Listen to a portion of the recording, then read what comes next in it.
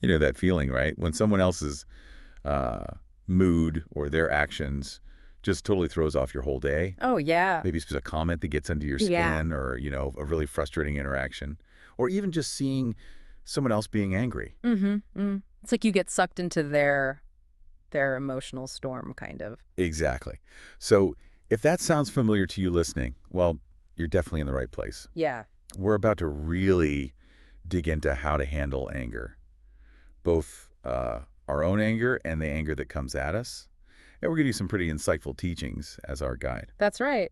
And we're kind of skipping the usual mountain of self-help books here. We've been looking at these core ideas passed between a master monk and his student, the little monk. Right. Think of it like a more direct path to figuring out how to find some peace, with all the friction we deal with every day. And the source material, it's full of these great stories and metaphors and Yeah, actually useful tools, things you can do. exactly. Practical stuff. So our mission really for this deep dive is to pull out that key wisdom, those Hmm. bits that make you go, ooh, okay, I get that, Uh-huh. and give you a kind of shortcut to feeling a bit more in control when anger shows up, whether it's yours or someone else's. Yeah. We want to figure out how to respond better, without getting tangled up in like complex psychological theories. Makes sense.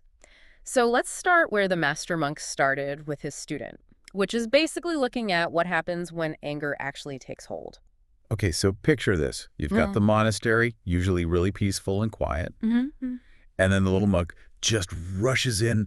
He's clearly agitated, muttering away about something his sister did. You can almost like feel the frustration rolling off him. Right. And the master monk, he's just calm. He just observes it. He sees this storm, as he calls it, inside his student.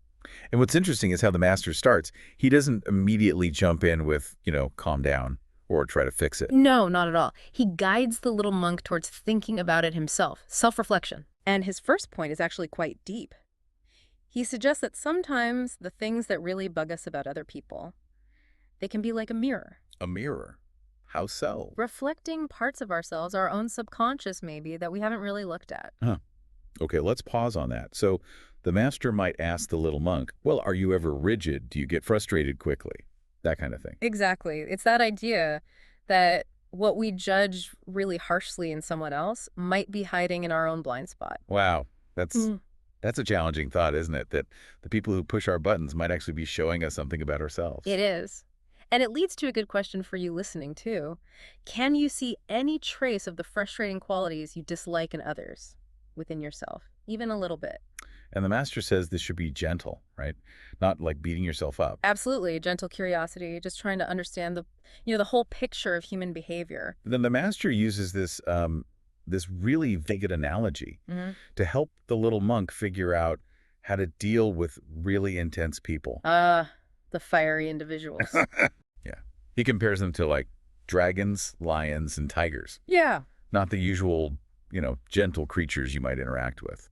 And the point there is that dealing with these dragons, it requires a different approach. You need different tools. Right. What works for normal disagreement might just, well, fall flat when you're facing someone who's really intensely angry or reactive. You need new strategies. And then he adds this other layer, this shifting perspective that's really powerful. Okay.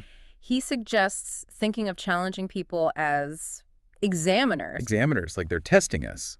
kind of, not just random annoyances, but people who actually help us find our own weaknesses, our blind spots, and build resilience. Hmm. That's a twist. And he even broadens it out, looking at, really extreme historical figures, people like Hitler, Idi Amin. Terrible examples, obviously. Yeah, definitely extreme. But his point is, their actions, however horrific, forced humanity to confront some really hard truths and find strength. So on a personal level, those difficult people in your life, they can be chances to grow, opportunities you wouldn't get otherwise.